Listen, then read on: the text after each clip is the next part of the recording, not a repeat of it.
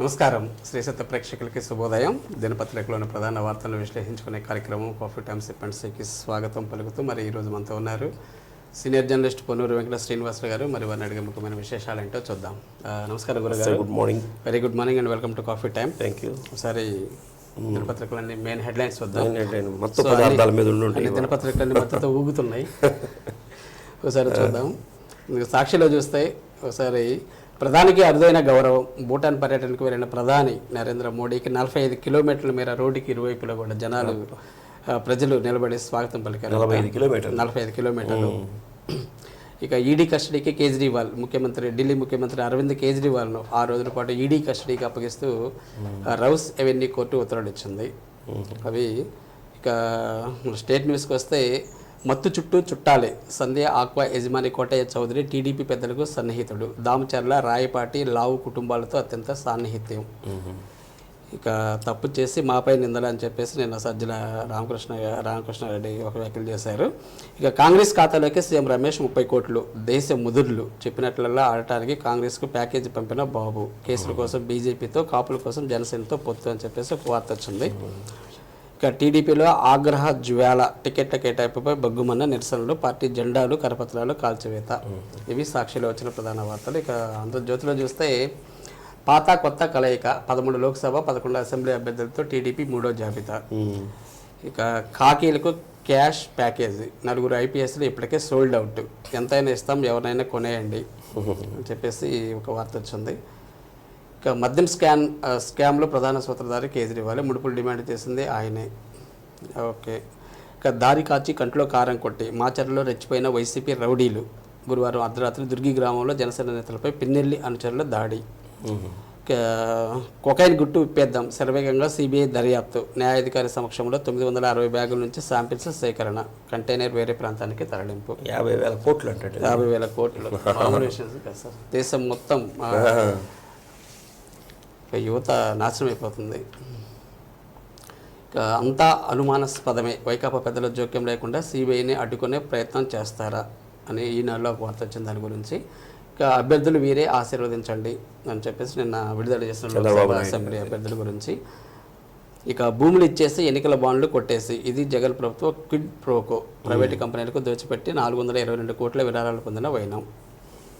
ఇక పిఠాపురం నుంచి పవన్ కళ్యాణ్ ప్రచార శంఖారావం. ఇక్కడ నుంచే రాష్ట్ర వ్యాప్తంగా ప్రచారం. అవును. ఇక గన్నవరంలో వైకాపా నేతల అరాచకం. కడప తెదేపా అభ్యర్థి మాధవి కారుపై దాడి. ఇవి సార్ ప్రధాన వార్తలు స్టేట్లో. మన ప్రకాశం జిల్లా వార్తలకు వస్తాయి. ఆయుర్వేదంతో సంపూర్ణ ఆరోగ్యం ఏంటిది, ఎక్కడ జరిగింది? కుప్పంలో ఆయుర్వేద హాస్పిటల్ని ఏర్పాటు చేశారు. ఓకే. ఇది మా ఎక్స్పీరియన్స్డ్ ఉన్నట్లు మన ఉంది డాక్టర్ గారికి. తిరుపతి శ్రీ వెంకటేశ్వర ఆయుర్వేద కాలేజీలో ఎండీగా పనిచేసినటువంటి డాక్టర్ పావని గారు కుప్పంలో ఏర్పాటు చేశారు. దీనికి సంబంధించి పంచకర్మల ద్వారా, అంటే ఆయుర్వేదంలో పంచకర్మ అనేది ఒక ప్రధానమైనటువంటి ఇది. అంటే మసాజులు చేయడం ద్వారా, ఆయిలింగ్ చేయడం ద్వారా దీర్ఘకాలికంగా ఉన్నటువంటి వ్యాధులు ఏవైతే ఉంటాయో వాటిని తగ్గించేటటువంటి ప్రక్రియ. ముఖ్యంగా ఆయుర్వేదం అంటే మనకి అనాదిగా ఉన్నటువంటిది ఆయుర్వేదం. నిన్న బాలినేని శ్రీనివాసరెడ్డి గారు దీన్ని ప్రారంభించడం జరిగింది. ప్రారంభించి ఇక మంచి ఆయుర్వేద వైద్యశాలగా దీన్ని తీర్చిదిద్దాలని చెప్పి వారు కూడా ఆకాంక్షించారు. మొత్తం మీద ఈ ఆయుర్వేదానికి ఇప్పుడు బాగా ప్రాధాన్యత వచ్చింది. ఎందుకంటే గతంలో ఇప్పుడు హోమియో కొద్దిగా తగ్గినట్లు, ఆయుర్వేదానికి ప్రాధాన్యత పెరిగినట్లుంది. ఇదివరకు కూడా హోమియో వైద్యానికి బాగా ఇది ఉండేది. ఇదేమో ఆయుర్వేద వైద్యానికి చెరకుడు వాళ్ళు ఆద్యులుగా మనకి కనిపించేది. ఈ ఇది ఉంది కదా, ఆయుర్వేదం కాకుండా ఇప్పుడు మనం చెప్పుకున్నది హోమియోపతికి ఏమో హనీమాన్ అని చెప్పి ఆయన ఆద్యుడు, ఆయన పితామహుడు. తర్వాత ఇంగ్లీష్ వైద్యం అంటే మనకి చెప్పేది రకరకాల సైన్సిస్టులు అందరూ కూడా మనకి అన్ని రకాలైనటువంటి వైద్యాన్ని అందించారు. ఏదైనా సరే దీర్ఘకాలిక రోగాలకి ఆయుర్వేదం అనేది పెట్టింది పేరు. సైడ్ ఎఫెక్ట్స్ ఇప్పుడు మన ఇంట్లో ఉండేటటువంటి పోపుల డబ్బాలు, మనం వాడేటటువంటి ఆహార దినుసులు ఏవైతే ఉన్నాయో అవన్నీ ఆరోగ్యపరంగా ఏర్పాటు చేసినటువంటివే. మొత్తం మీద ఒక మంచి హాస్పిటల్ని ఓపెన్ చేయడం శుభపరిణామమే. Okay sir. ఇక వైసీపీలో చేరిన టీడీపీ నాయకులు అంటే సార్ ఎక్కడ ఇది? బిలాల్ నగర్లో బిలాల్ నగర్లో. గత 30 సంవత్సరాలుగా టీడీపీలో ఉన్నారట వీళ్ళు, ముస్లిం నాయకులు. వీళ్ళందరూ కూడా నిన్న బాలినేని శ్రీనివాసరెడ్డి గారు నిన్న ఒంగోలు వచ్చారు కదా, ఒంగోలు వచ్చినటువంటి సందర్భంలో బిలాల్ నగర్లో కార్యక్రమాన్ని ఏర్పాటు చేసి బాలినేని ప్రణీత్ రెడ్డి గారు వీరు కూడా పాల్గొన్నారు. ఎక్కువ సంఖ్యలోనే భారీ సంఖ్యలో పాల్గొన్నట్లు ఒక వార్త వచ్చింది. బాలినేని శ్రీనివాసరెడ్డి గారు చేస్తున్నటువంటి అభివృద్ధి సంక్షేమం, జగన్మోహన్ రెడ్డి గారు చేస్తున్నటువంటి సంక్షేమ కార్యక్రమాలు వీటన్నిటి కూడా ఆకర్షితులై పార్టీలో చేరుతున్నట్లు వాళ్ళు ప్రకటించారు. ఏ అటోలు ఇటు ఇటోలు అటు, కొన్ని కుటుంబాలు అటు, కొన్ని కుటుంబాలు ఇటు. అది కూడా ఉన్నాయి. కేశవరాజుగుంట నుంచి వైసీపీలో నుంచి టీడీపీలోకి చేరినటువంటి వాళ్ళు, మాగుంట శ్రీనివాసరెడ్డి గారు ఆధ్వర్యంలో చేరినటువంటి వాళ్ళు కూడా ఉన్నారు. ఇవన్నీ ఎప్పుడు సహజం ఇవన్నీ.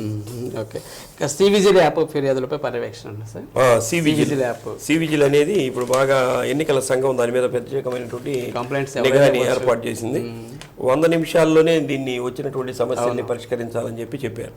సివిజిల్ యాప్ ఎలా మన జిల్లాలో అమలవుతుందని చెప్పి నిన్న ముఖేష్ కుమార్ మీనా గారు ఎప్పటికప్పుడు ఎన్నికల అధికారులతో, జిల్లా ఎన్నికల అధికారులు అంటే కలెక్టర్ గారు కాబట్టి వీళ్ళందరితో, కలెక్టర్లందరితో కూడా ఒక సమావేశాన్ని ప్రతిరోజు కూడా ఏర్పాటు చేస్తున్నట్టున్నారు. నిన్న కూడా వీడియో కాన్ఫరెన్స్ని ఏర్పాటు చేశారు. ఏర్పాటు చేస్తే ముఖ్యంగా సెక్టార్ అధికారులని ఉంటారు దీనికి, ఎలక్షన్కి సంబంధించి ఎన్నికల అధికారి కింద సెక్టార్ అధికారు అంటే అన్ని నియోజకవర్గాలు ఉంటాయి కాబట్టి వాళ్ళకు కూడా మెజిస్ట్రేటియల్ ఎగ్జిక్యూటివ్ మెజిస్ట్రేట్ అధికారాలు ఇస్తారా. వాళ్ళు కూడా స్పాట్ డెసిషన్ తీసుకున్నట్టు. లేకపోతే ఎన్నికలను నియంత్రించాలని చాలా కష్టం, అక్కడికక్కడ అధికారాలు ఇవ్వాలి. దానికి సంబంధించి కూడా దరఖాస్తులు వెంటనే పంపించండి. వాళ్ళకు కూడా మెజిస్ట్రేటియల్ అధికారాలు కూడా అప్పచెబుతామని కూడా చెప్పడం జరిగింది. ముఖ్యంగా ఈ వచ్చే నెల వరకు కూడా ఈ ఓటు హక్కుని వినియోగించుకునే దానికి అవకాశం కల్పించారు. ఇంకా మన జిల్లాలో ఎన్ని ఉన్నాయని కూడా వారు ఆరా తీయటం జరిగింది. దీనికి ఫారం 6కు సంబంధించి 5,000 చిల్లర, సుమారు 5,850 అవి పెండింగ్లో ఉన్నాయట. అలానే ఫారం 7 వచ్చి 884, ఫారం 8 వచ్చి 865 పెండింగ్లో ఉన్నాయట. ఇవి కూడా త్వరితగతిన పూర్తి చేస్తామని కలెక్టర్ గారు కూడా చెప్పడం జరిగింది. అంటే ఎన్నికలకు సంబంధించి ఎప్పటికప్పుడు అధికారులు సన్నద్ధమవుతున్నారు. తప్పకుండా సార్, సివిజిల్ యాప్ని బాగా ఉపయోగించుకోవాలి సార్ జనాలు కూడా ఎక్కడన్నా. అందుకని దీనికి కమాండ్ కంట్రోల్ రూమ్ కూడా ఏర్పాటు చేశారు ప్రకాశం భవన్లో. 1950 అన్నటువంటి టోల్ ఫ్రీ నెంబర్ కూడా ఇచ్చారు. దానికి మనం ఫోన్ చేసి ఎప్పటికప్పుడు ఫిర్యాదులు కూడా చేయొచ్చు. దాని ద్వారా మొన్న ఒక 50 వచ్చినాయట. వాటిని కూడా వెంటనే పరిష్కారం చేసినట్టు తెలుస్తుంది. అంటే ఎప్పటికప్పుడు పరిష్కారం కనుక చేస్తే అవి తీవ్ర రూపం దాల్చకుండా ఉండేదానికి అవకాశం. ఇచ్చేవాళ్ళు కూడా ఎక్కువ ఇస్తూ ఉంటారు. ప్రారంభంలోనే దాన్ని ఏంటి సార్, నేటి నుంచి సింగరకొండ తిరణాల 69వ వార్షిక తిరుగు, అంటే 69 సంవత్సరాల నుంచి నిర్విరామంగా చేస్తూనే ఉన్నారు. ముఖ్యంగా అక్కడ ఏంటంటే కొండ మీద ఏమో నరసింహస్వామి ఉంటాడు, కొండ కింద ఏమో ప్రసన్నాంజనేయ స్వామి ఉంటాడు. అయితే పూర్వం అనాదిగా కనుక మనం చూస్తే అది సింగరకొండ అనేది లక్ష్మీ నరసింహస్వామి వారి క్షేత్రమే. ఆ తర్వాత కాలంలో ఆంజనేయ స్వామి వారి కింద వెలవటం, కొండ కింద వెలవటం, ఆ పక్కనే భవనాసి అనేటువంటి పెద్ద చెరువు ఉండటం, భక్తులకి బాగా పుణ్యక్షేత్రంగా ప్రసన్నాంజనేయ స్వామి వారిని మొక్కుంటే అక్కడ అన్ని రకాలైనటువంటి కోరికలు తీరటం, ఇవన్నీ కూడా బాగా ప్రాచుర్యం చెందింది. పెద్ద పుణ్యక్షేత్రంగా ఆంధ్రదేశంలో ఒక పెద్ద పుణ్యక్షేత్రంగా సింగరకొండ కూడా వచ్చింది. అక్కడ ఆ రోడ్డు మీద ప్రాంతంలోనే 99 అడుగుల ఆంజనేయ స్వామి విగ్రహాన్ని ఏర్పాటు చేయడం ప్రత్యేక ఆకర్షణ. అక్కడ కూడా అన్ని రకాలైనటువంటి సత్రాలు ఉన్నాయి. అన్ని కులాలకు సంబంధించినటువంటి సత్రాలు కూడా అక్కడ ఏర్పాటు చేశారు. అంటే వచ్చే వాళ్ళకి అన్నదాన కార్యక్రమాలు ఇవన్నీ చేయడానికి ఈ రోజు నుంచి 25వ తేదీ వరకు అంటే వాళ్ళ అంకురార్పణ జరుగుతుంది. కాబట్టి దీనికి సంబంధించిన ఏర్పాట్లు కూడా చేశారు. పోలీసులు కూడా సుమారు 700 నుంచి 800 మంది పోలీసుల్ని బందోబస్తుగా కూడా పెట్టారు. అయితే ముఖ్యమైనటువంటి విషయం ఏంటంటే అది నేషనల్ హైవే మీద అక్కడ హైదరాబాద్ వెళ్ళేటటువంటి హైవే మీద ఉంటుంది. అక్కడ నుంచి ట్రాఫిక్ ఇబ్బంది లేకుండా లక్షల సంఖ్యలో వస్తారు కాబట్టి ట్రాఫిక్ మళ్లించేటటువంటి వివరాలను కూడా ఇచ్చారు. ఒంగోలు నుంచి హైదరాబాద్కు వెళ్ళేటటువంటి బస్సులు మనకి అద్దంకి మీదగానే వెళ్తాయి, కానీ దాని నుంచి మార్చి మార్టూరు, చిలకలూరుపేట, నరసరావుపేట వైపు నుంచి మార్చారు. అంటే ఇటు నుంచి అద్దంకి నుంచి నరసరావుపేట కలుస్తాయి, అడ్డ రోడ్డు అని వస్తుంది కదా, అక్కడికి ఇటు నుంచి మార్చారు. మార్టూరు, చిలకలూరుపేట నుంచి నరసరావుపేట మీదుగా వెళ్ళేటటువంటి ఏర్పాటు అయితే చేశారు. వినుకొండ నుంచి వచ్చే వాహనాలకేమో సంతమాగులూరు క్రాస్ రోడ్డు, చిలకలూరుపేట నుంచి వచ్చేటటువంటి ఏర్పాట్లు చేశారు. ఇట్లా కొన్ని అక్కడ ట్రాఫిక్ కూడా అంతరాయం లేకుండా చేయటం, ప్లస్ ఈ ప్రభల మీద కూడా రాజకీయ పరమైనటువంటి లేకుండా కూడా ఏర్పాటు పార్టీ జెండా చేశారు. లేకుండా చేయటం. కాబట్టి ఈ రోజు నుంచి 25వ తేదీ వరకు శంకరకొండ తిరునాళ్ళు జరుగుతుంది. కాబట్టి ప్రధానమైనటువంటి తిరునాళ్ళు 25 జరుగుతుంది. 25 లాస్ట్. కాబట్టి స్వామివారిని దర్శించుకునే వాళ్ళు వెళ్ళొచ్చు. Okay right. ఇక కాంగ్రెస్ అధికారంలోకి వస్తేనే దేశానికి మేలు. కాంగ్రెస్ పార్టీ అధికారంలోకి వీళ్ళు యూత్ కాంగ్రెస్ ఉంటుంది కదా, యువజన కాంగ్రెస్ జాతీయ కార్యదర్శి గౌస్ బాషా అనే ఆయన నిన్న ప్రెస్ మీట్ కూడా పెట్టడం జరిగింది. వీళ్ళు 5 వీటితోటి పథకాలతోటి దీన్ని లాంచ్ చేశారు కాంగ్రెస్ పార్టీ. దీని పేరు పాంచ్ న్యాయం అంటే 5 న్యాయాలు, అంటే 5గురికి 5 వర్గాల వారికి 5 రకాలైనటువంటి న్యాయాలు. ఇవన్నీ కూడా కాంగ్రెస్ పార్టీ తోటి సాధ్యం పడుతుంది. కాబట్టి రాబోయేటటువంటి ఎన్నికల్లో కాంగ్రెస్ పార్టీకి ఓట్లు వేసి గెలిపించాలని చెప్పి వారు కూడా కోరుతున్నారు. దేశం లౌకికంగా ఉండాలంటే, అన్ని కులాలు అన్ని మతాలు సమైక్యంగా ఉండాలంటే కాంగ్రెస్ పార్టీకి ఓటు వేయాలని చెప్పి వారు కోరుతున్నారు. అలానే ఇప్పుడు మనం బీజేపీ ప్రభుత్వాన్ని, ఇప్పుడు ఉన్నటువంటి రాష్ట్రంలో ఉన్నటువంటి ప్రభుత్వాన్ని ఇవన్నీ చూస్తున్నాం. కానీ ఇవన్నీ కూడా మోడీ గారికి అనుకూలంగానే ఉన్నాయి అన్నటువంటి దృక్పథాన్ని కూడా వాళ్ళు వ్యక్తం చేస్తున్నారు. ఏదైనా కానీ సోనియా గాంధీ గారు కానీ రాహుల్ గాంధీ, ఖర్గే గారు మా అకౌంట్లన్నీ ఫ్రీజ్ చేసేస్తారు. అవును. నాయకులు ట్రైన్లో వెళ్ళడానికి కూడా డబ్బులు లేవు. అవును, అకౌంట్ కూడా ఫ్రీజ్ చేసేస్తారు. మొత్తం మీద ఇది ఉంది కదా, వాళ్ళు ఇండియా కూటమి అని చెప్పి పెట్టడం జరిగింది. అయితే ఇంకా ఎందుకో బలోపేతం కాలాది, సమన్వయం చేయడానికి కాలేదు. బెంగాల్లో ఉన్నటువంటి మమతా బెనర్జీ గారు కూడా దాంట్లో నుంచి బయటకు వచ్చినట్టున్నారు. ఇప్పుడు చూస్తే కేజ్రీవాల్ గారిని అరెస్ట్ చేయడం జరిగింది. ఇట్లా ఇవన్నీ కూడా కొంత అస్తవ్యస్తమైనటువంటి పరిస్థితులు ఉన్నాయి. ఎలక్షన్ చూస్తేమో దగ్గరకు వస్తుంది, ఇండియా కూటమి చూస్తేమో ఈ విధంగా ఉంది. మరి బీజేపీని ఏ విధంగా ఎదుర్కోగలరు అనేది చూడాలి. బీజేపీ మటుకు ఈ తరం మాకు ఇండివిజువల్గానే 400 స్థానాలు ఎన్డీఏకి వస్తాయి అని చెప్పి వాళ్ళు ధీమాతో అయితే ఉన్నారు. ఓకే, చూద్దాం. ఇక బార్ అసోసియేషన్ అధ్యక్ష కార్యదర్శుల ఏకగ్రీవం వస్తాయి. బార్ అసోసియేషన్ ఎన్నికలు కూడా బాగా ప్రిస్టేజియస్గా దొరుకుతాయి ప్రతి సంవత్సరం కూడా. ఈ సంవత్సరం ఏమిటంటే సీనియర్ అడ్వకేట్ నాగిశెట్టి మోహన్ దాస్ గారిని ఆయన అధ్యక్షుడిగా నిలబడ్డాడు. బార్ అసోసియేషన్కి అధ్యక్షుడిగా నిలబడితే ఆయనకి పోటీగా 4-5 కూడా నామినేషన్ చేశారు. నిన్న నామినేషన్ ఉపసంహరణ సందర్భంలో నాగిశెట్టి మోహన్ దాస్ గారి మీద ఉన్నటువంటి గౌరవంతో మిగతా 4 కూడా విత్డ్రా చేసుకోవడం జరుగుతుంది. చేస్తే ఆయన ఏకగ్రీవంగా నాగిశెట్టి మోహన్ దాస్ గారిని ఎన్నిక చేశారు. నాగిశెట్టి మోహన్ దాస్ గారికి మనం సత్యం న్యూస్ తరఫున కూడా అభినందనలు తెలియజేద్దాం.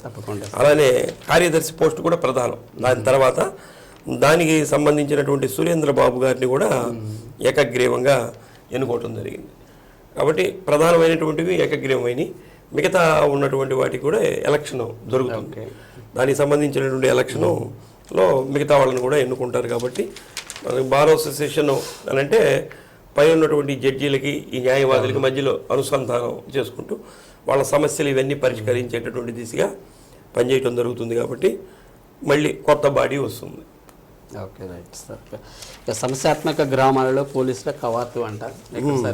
ఇప్పుడు ఇప్పటికే బీఎస్ఎఫ్ దళాలని ఎన్నికల పర్యవేక్షణ కోసం ఆయా నియోజకవర్గాల్లో దింపినట్టున్నారు.